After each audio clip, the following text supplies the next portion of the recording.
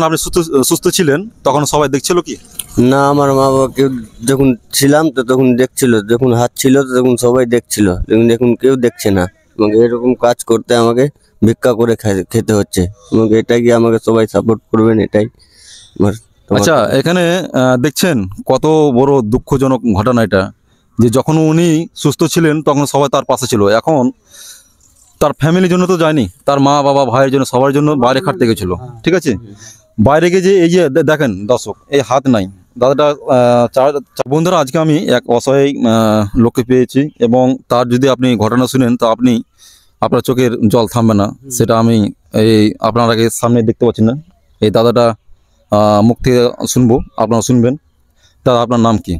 শেখ আজিমুল। আপনার বাবার নাম কি? শেখ শরীফ। আপনার বাড়ি কোথায়? সালাবতগঞ্জ। আচ্ছা, আপনার যে এই কানেকশন হয়েছে কিভাবে হয়েছে একটু দর্শককে বলবেন। লাইনে লেগেছিল। হ্যাঁ, লাইন লেগে কারেন্টে লেগেছিল, হাত বাস্ট হয়ে গেল। কাজ করতে গেছিলাম। কোথায় কাজ করতে গেছিলেন? ভাগলপুর। ভাগলপুরে গেছিলেন? ভাগলপুরে গেছিলাম, ওখানে কারেন্ট লেগে গেছিল, হাত বাস্ট হয়ে তারপর আমি নিচে নামলাম। হাত যদি বাস্ট না হতো তো আমি নিচে নামতে পারতাম না। আচ্ছা, আপনার ভাই বোন মা বাবা সবাই আছে?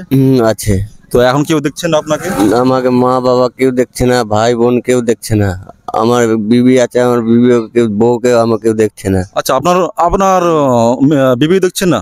না, আমার বউ দেখছে আমাকে, ছোট ছোট বাচ্চা আছে, দুটা মেয়ে আছে। বাইরে গিয়ে যে এই যে দেখেন দর্শক, এই হাত নাই দাদাটা, চার সাইডটা পুড়ে আছে। বেশি দেখাতে হবে না। আচ্ছা, ছাড়েন, এখানে দেখানো উচিত হবে না, যেহেতু এখানে অনেকটা খুব খারাপ দৃশ্য। তো ব্যাপারটা হচ্ছে, দেখেন যুগের পরিস্থিতিটা কেমন, যে যখন উনি ঠিক ছিল তখন সবাই পাশে ছিল, এখন উনি হাত কাটার অবস্থায় ভিক্ষা করে বেরোতে হচ্ছে। কত দুঃখজনক ঘটনা। তো কাকা, আপনাকে একটু কোশ্চেন করি, ইনার একটু সম্বন্ধে একটু কিছু বলবেন। আমি ওই একে দেখছি যে ভুক্কা পেয়াসা মরছে, যখন গ্রামে ঘরে দেখা যায় না যখন, তখন আমি এই টোটাতে উঠিয়ে ওকে তুলে নিয়ে এবার গ্রাম ঘরে ওকে ঢুকিয়ে ভিক্ষা করে ওকে সহযোগিতা করছি আমি, যে এইভাবেই ছেলে পেলে খেতে পাবে। এইভাবে কেউ তো দেখছে না, এইভাবে করব তখন ও খেতে পাবে। এইভাবে করে আমি চলাফেরা করছি, নিয়ে বাড়ি থেকে তুলে নিয়ে এসে।